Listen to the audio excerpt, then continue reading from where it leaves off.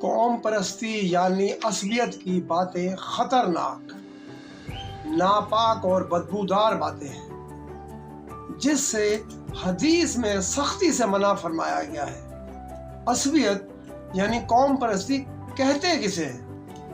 عصبیت یعنی قوم پرستی جس سے شریعت نے منع فرمایا ہے وہ یہ ہے کہ اپنے خاندان، قبیلہ یا قوم کی ہر غلط بات کو درست ماننا اور دوسرے خاندان، قبیلہ یا قوم کی درست بات کو بھی جھٹلانا، ان کو حقیر جاننا، ان کا مذاق اڑانا اور مخالفت پر اتر آنا قوم پرستی اور عصبیت ہے۔ اسلام میں قوم پرستی یعنی عصبیت صرف حرام ہی نہیں بلکہ اس کو جہالت بھی کہا گیا ہے۔ یہ ایک ایسی جہالت ہے جو قوموں کو زوال کی طرف لے جاتی ہے۔ سورہ حجرات میں اللہ جل شانہ کا ارشاد ہے، ترجمہ: اے لوگو، یقیناً ہم نے تم سب کو ایک ہی مرد اور عورت سے پیدا کیا اور تمہیں مختلف قوموں اور خاندانوں میں محض اس لیے تقسیم کر دیا کہ تم آپس میں پہچان کر سکو۔ بے شک اللہ کے یہاں تم میں سے سب سے بڑا عزت دار وہ شخص ہے جو سب سے زیادہ متقی و پرہیزگار ہو۔ بے شک اللہ پوری طرح جانتا ہے تمہارے عمل و کردار کو اور وہ پوری طرح باخبر ہے تمہارے احوال سے۔ یعنی تمہاری قومیت میں تقسیم ہونا یہ آپس میں جان پہچان کے لیے ہے، فخر و تکبر اور اختلافات کے لیے نہیں۔ لہذا پنجابی، سندھی، پٹھان، بلوچی، بنگالی، افریقی ہو یا یورپی مسلمان، عربی ہو یا اجمی، پاکستانی ہو یا کسی اور ملک سے، کسی کو کسی پر برتری حاصل نہیں اور کسی کو قومی یا لسانی بنیاد پر اختلافات پیدا کرنے کی ہرگز اجازت نہیں۔ اگر کسی کو برتری حاصل ہے تو صرف اور صرف تقوی، پرہیزگار اور گناہوں سے اجتناب کی وجہ سے۔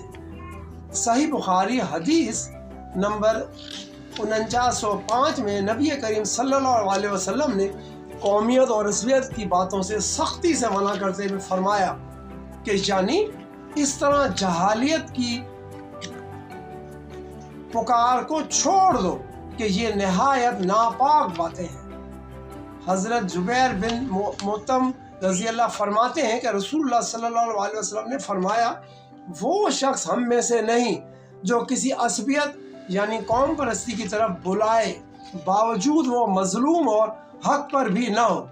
سنن ابن داؤد۔ تعصب یعنی قوم پرستی کا نعرہ ایک بدبودار آواز ہے۔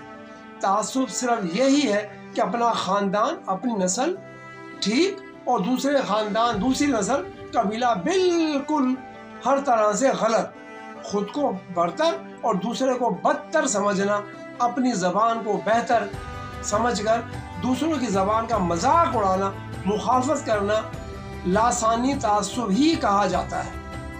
یہ سب شریعت اسلام میں سختی سے منع ہے۔ ابو داؤد شریف کی روایات کا مفہوم ہے، رسول خدا صلی اللہ علیہ وسلم نے فرمایا، وہ شخص ہم میں سے نہیں یعنی میرے طریقے پر نہیں چل رہا جس نے عصبیت کی دعوت دی، وہ شخص ہم میں سے نہیں جس نے عصبیت کی خاطر جنگ لڑی، وہ شخص ہم میں سے نہیں جو نسلی، قومی یا لسانی تعصب کی حالت میں مر گیا۔ یعنی جس وقت اس شخص کے مرنے کا وقت تھا اس وقت بھی وہ شخص قوم و برادری کے حق پر نہ ہونے کے باوجود قومیت اور برادری پر فخر کر رہا تھا، ان کی حمایت میں پیش تھا، پھر اسی حالت میں مر گیا تو رسول خدا صلی اللہ علیہ وسلم نے اس کے لیے ایک وعید فرمائی کہ وہ ہم میں سے نہیں جو تعصب کی حالت میں مر گیا۔ سنن ابن ماجہ میں روایت ہے، رسول خدا صلی اللہ علیہ وسلم نے فرمایا، جو شخص گمراہی یعنی نسلی، قومی یا لسانی تعصب کے جھنڈے تلے پڑے رہا یا دعوت دے اور تعصب کی سبب غیظ و ناک ہو، اس کی موت جاہلیت کی موت ہوگی۔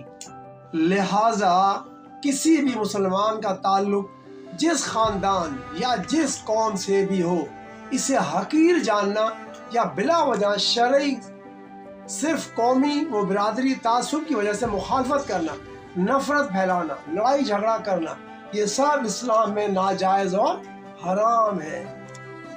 حضرت جبیر بن مطعم رضی اللہ فرماتے ہیں کہ رسول خدا صلی اللہ علیہ وسلم نے فرمایا، وہ شخص ہم میں سے نہیں جو تعصب کا تصور اور نظریہ لیے ہوئے مرے۔ سنن ابن داؤد۔ ہم اور تم، آپ اور ہم اللہ سے جل جان کی حفاظت اور پناہ میں رہیں تاکہ کوئی بھی مخلوق ہمیں اور تمہیں کچھ نقصان نہ پہنچا سکے۔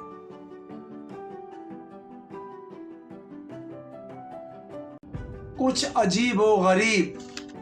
ہر جمعے کی فجر میں تمام جانور خاموش ہو جاتے ہیں اور سور پھونکنے کی آواز سننے کا انتظار کرتے ہیں۔ وہ قیامت سے ڈرتے ہیں مگر انسان غفلت میں رہتا ہے۔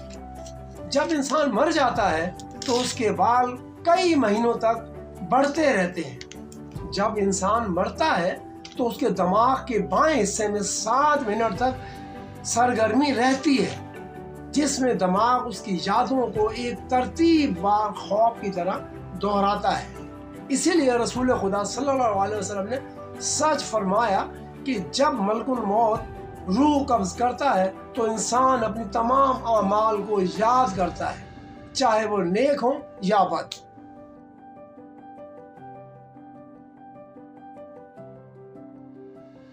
درندوں کا معاشرہ اور ہماری بیٹیاں۔ یہ درندوں کا معاشرہ ہے۔ یہاں عورت قبر میں بھی محفوظ نہیں رہتی۔ اپنی بیٹیوں کو صرف کھانا بنانا، لکھنا پڑھنا، گھر گرہستی ہی نہ سکھائیں، اسے بندوق چلانا بھی سکھائیں، اسے دو بدو اپنا دفاع کرنا بھی سکھائیں تاکہ وہ خود کو بچا سکے۔ یہ معاشرہ اور یہاں موجود درندے چیر پھاڑ کر پھینک دیتے ہیں۔ قانون یہاں بڑوں اور طاقتوروں کی گھر کی لونڈی ہے۔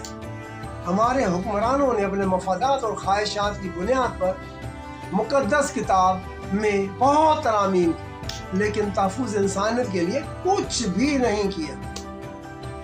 کیا کوئی ایسی ترمیم پائی جس میں کوئی ترمیم بھوک سے مرتے لوگوں کو بچانے کے لیے کی ہو، بند کاروبار چلانے کے لیے کی ہو، رشوت، کرپشن اور بے ایمانی کے خاتمے کے لیے کی ہو، چور، ڈاکو، زنا بالجبر کے خاتمے کے لیے کی ہو، ضرورت مند بہن بیٹی کی شادی بیاہ کے لیے کی ہو، کسی بیوہ اور اس کی اولاد کے مستقبل کے لیے کی ہو؟ یہ سب کچھ یوں ہی ہے اور نہ جانے کب تک ایسے ہی رہنا ہے۔ یہ ترامیم لانے والے مقدس گائے سے بھی زیادہ مقدس ہیں۔ اپنے بچوں اور اپنے شاندار مستقبل کے بارے میں ضرور سوچیے۔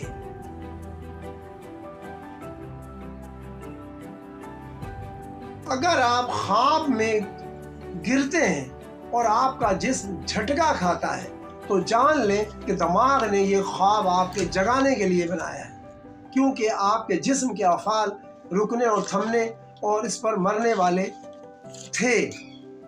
جب آپ رات 2 یا 3 بجے بغیر کسی وجہ کے جاگتے ہیں تو 85% امکان ہے کہ کوئی مخلوق آپ کو دیکھ رہی ہے، اور یہ وہ وقت ہے جب اللہ آسمان پر نزول فرماتا ہے اور کہتا ہے، کیا کوئی استغفار کرنے والا ہے کہ میں اسے بخش دوں؟ کیا کوئی دعا کرنے والا ہے کہ میں اس کی دعا قبول کروں؟ 1997 میں بحر الکاہل کی گہرائی سے ایک بہت زوردار آواز آئی، جس کی باز گشت 5000 کلومیٹر تک سنی گئی، اور آج تک اس آواز کے ماخذ کا تعین نہیں ہو سکا۔ ملک الموت روزانہ 360 بار آپ کی طرف دیکھتا ہے اور اللہ کے حکم کا انتظار کرتا ہے کہ آپ کی روح قبض کرے، تو ایسا نہ ہو کہ وہ آپ کے کسی گناہ کی حالت میں دیکھے اور آپ کی روح قبض کر لے۔ پھر آپ اپنے رب سے کیسے ملاقات کرو؟ اس وقت اگر ہر مسلمان 3 بار استغفر اللہ کہے اور یہ پیغام چند منٹوں میں آگے بھیجے تو لاکھوں لوگ یہ کہیں گے، اور پھر شاید اس سے اللہ کا غضب ٹھنڈا ہو جائے۔ سبحان اللہ و بحمدہ، سبحان اللہ العظیم و بحمدہ، استغفر اللہ۔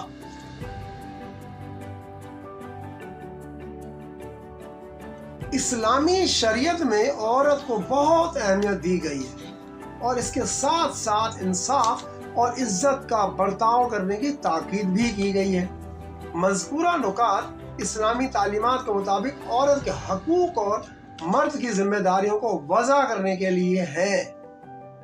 اگر مرد اپنی بیوی کے ساتھ خیانت کرے تو اسلامی قانون کے مطابق اسے سنسار کیا جائے گا۔ اگر مرد دوسری شادی کرے اور انصاف نہ کرے تو قیامت کے دن آدھا جھکا ہوا اٹھایا جائے گا۔ اگر مرد بیوی کا حق مہر لکھے اور نہ دے تو وہ اللہ کے نزدیک چور ہوگا۔ اگر مرد بیوی کو طلاق دے تو اسے حق نہیں کہ وہ اپنی دی ہوئی چیزوں کو واپس لے۔ اگر مرد بیوی کو وراثت کا حق نہ دے تو وہ اللہ کے حدود کی پار کر رہا ہے، اور جو اللہ کے حدود کو پار کرتا ہے وہ خود کو ظلم میں ڈال دیتا ہے۔ اگر مرد بیوی کو مارے یا ذلیل کرے تو وہ کمینہ ہے، اور اگر عزت کرے تو وہ عظیم ہے۔ اگر مرد بیوی کو 4 ماہ سے زیادہ چھوڑ دے تو عورت کا حق ہے کہ وہ تفریق کی درخواست دے۔ اگر مرد بیوی کو اپنی ماں کی طرح کہے تو اسے کفارہ دینا ہوگا، یا تو 60 دن روزے رکھے، یا غلام آزاد کرے، یا 60 مسکینوں کو کھانا کھلائے۔ اگر مرد بیوی سے نفرت کرتا ہے تو صبر کرے، کیونکہ اللہ اس میں بھلائی رکھ سکتا ہے۔ اگر مرد بیوی کو طلاق دے تو اسے اس کے احسانات کو بھولنا نہیں چاہیے۔ اگر دونوں میں علیحدگی ہو تو بچوں کا حق ماں سے چھیننا جائز نہیں، اور ان کی کفالت باپ کی ذمہ داری ہے۔ عورت کا مال اس کی اپنی ملکیت ہے، اگر وہ صدقہ کرے تو اسے 2 گنا اجر ملے گا، اگر نہ کرے تو مرد کو حق نہیں کہ وہ اس پر قبضہ کرے۔ عورت پر کوئی ظلم کرنے پر بدلے میں اسی ہی قدر اس کی سزا ہوگی۔ مرد کی یعنی نگرانی ایک ذمہ داری ہے، اور عورت کی اس کی اطاعت اللہ کی راہ میں جہاد کی طرح ہے۔ اگر مرد نیکی کا حکم دے تو عورت اس کی اطاعت کرے گی، اور اگر گناہ کا حکم دے تو اللہ کی نافرمانی میں کسی کی اطاعت نہیں۔ نبی کریم صلی اللہ علیہ وسلم نے عورت کے لیے بنی قینقاع سے جنگ کی۔ عورت کی عزت کی حفاظت کے لیے شہادت کا مرتبہ حاصل ہوتا ہے۔ خلیفہ معتصم نے صرف ایک عورت کے دفاع کے لیے اپنا لشکر امویہ بھیجا تھا۔ یہ ہمارے اقدار، ہمارے اسلام کی روایات ہیں۔ اللہ نے عورت کی عزت کی حفاظت کے لیے حد قذف مقرر کی جو 80 کوڑے ہیں۔ یہ تمام حقوق اور عزت عورت کو اسلام نے دی۔ اس سے واضح ہوتا ہے کہ اسلام میں عورت کی حیثیت کتنی بلند ہے اور اس کے حقوق کتنے اہم ہیں۔ مغرب اور دیگر ادیان میں عورت کے حقوق کیا ہیں؟ تجزیہ کیجیے آپ لوگ۔ وہ لوگ جو دعویٰ کرتے ہیں کہ وہ مہذب اور ترقی یافتہ ہیں، کیا وہ اس درجے کی عزت اور حقوق عورت کو فراہم کرتے ہیں؟ یہ میرے 2 سوال مغرب اور دیگر ادیان کے لیے کافی ہیں۔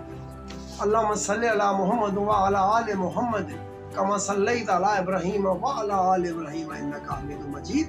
اللہم بارک علی محمد وعلی آل محمد کما بارکت علی ابراہیم وعلی آل ابراہیم انک حمید مجید۔ سبحان اللہ۔